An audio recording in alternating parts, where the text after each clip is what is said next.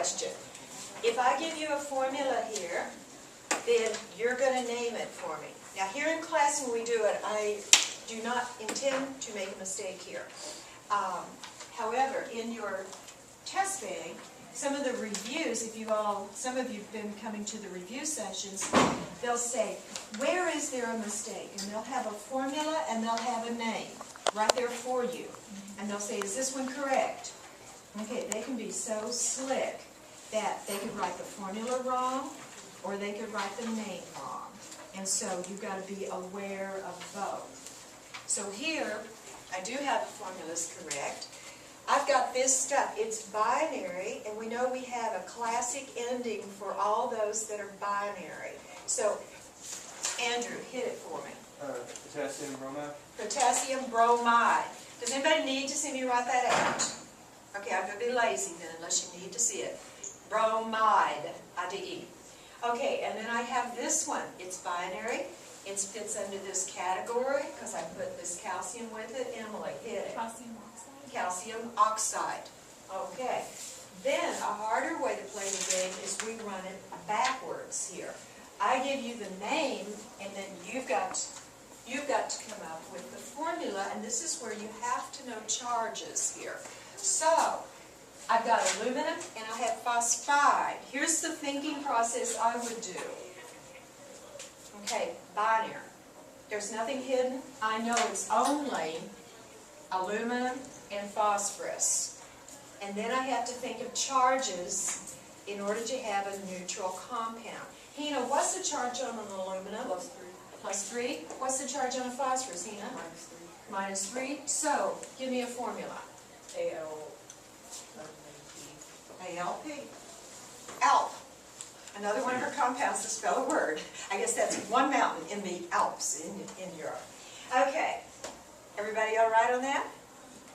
Okay, because when you double cross down, you clean it up. You don't leave it 3 and 3. You reduce it and make it 1 to 1. Okay, next one. I see the big clue. I know it's binary. And so, rough draft.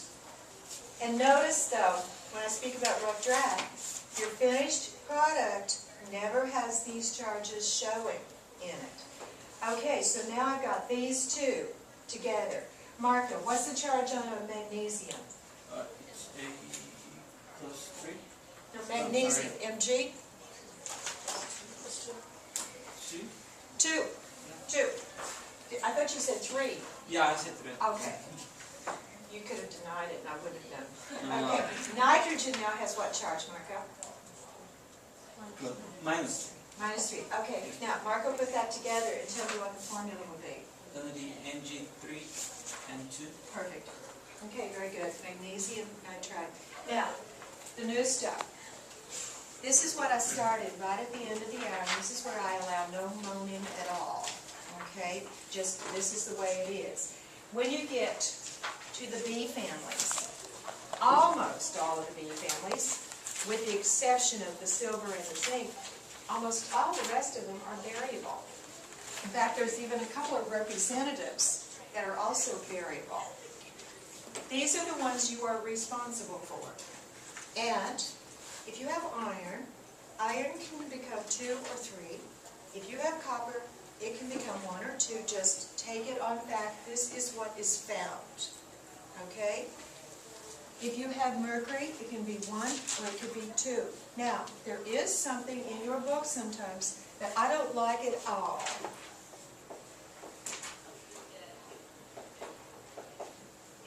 Evidently, this mercury in a water solution is more complicated, and 2 of them go together.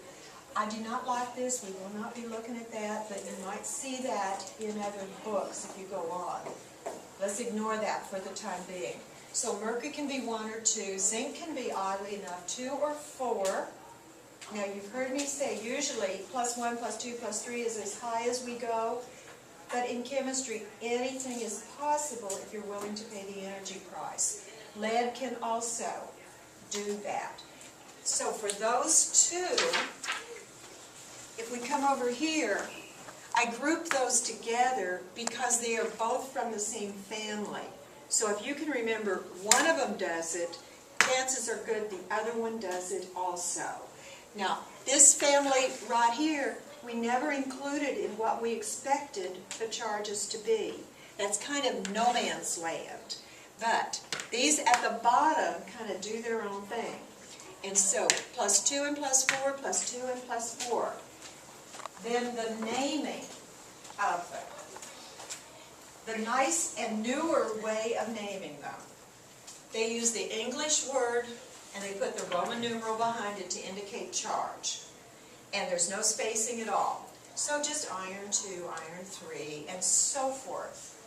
The much harder way of doing it is to go to the Latin. This is kind of the old-fashioned way, but it's still hanging around. And so, you go to the Latin, and then the name of the game is the ending. And notice on these variables, there's 2 that exist. And so here's the way the endings go. For cations that are variable, the lower takes the us ending, O-U-S, the higher takes the ic ending. Okay, so this is for cations, us and ic. So we have ferrous, ferric. We have cuprous, cupric. And I think I pointed out, this one I think is especially tricky because English for copper is with an O and 2 P's. The Latin for copper is with a U. That's where you get Cu for the symbol. It's only got 1 P in it. So, cuprous, cupric. And notice, I like to always stress this. Us does not mean 2. It means lower. So, here, ferrous is +2. Here, cuprous is +1. It's just lower and higher. That's all it means. It's kind of like junior and senior. You know, if guys, you know, your father's the senior and you're the junior, okay, it's like lower, higher, older, younger, whatever. So here, lower, higher, and so forth. Mercury, they do not go to the Latin, they just use mercury. So that makes it a little bit easier. So it goes to mercurus and mercuric. And then the tin, stannous, stannic. So you hear the commercials, buy our toothpaste, it's got stannous fluoride in it, because stannous sounds classier or more exotic than tin fluoride would. So stannous fluoride, plumbus and plumbic. Now let's put that together. We didn't get that far last time. And we'll play the game both ways. I give you a formula and give you a name. And today, I will leave that right over there as we practice. Test day, you're on your own. And in the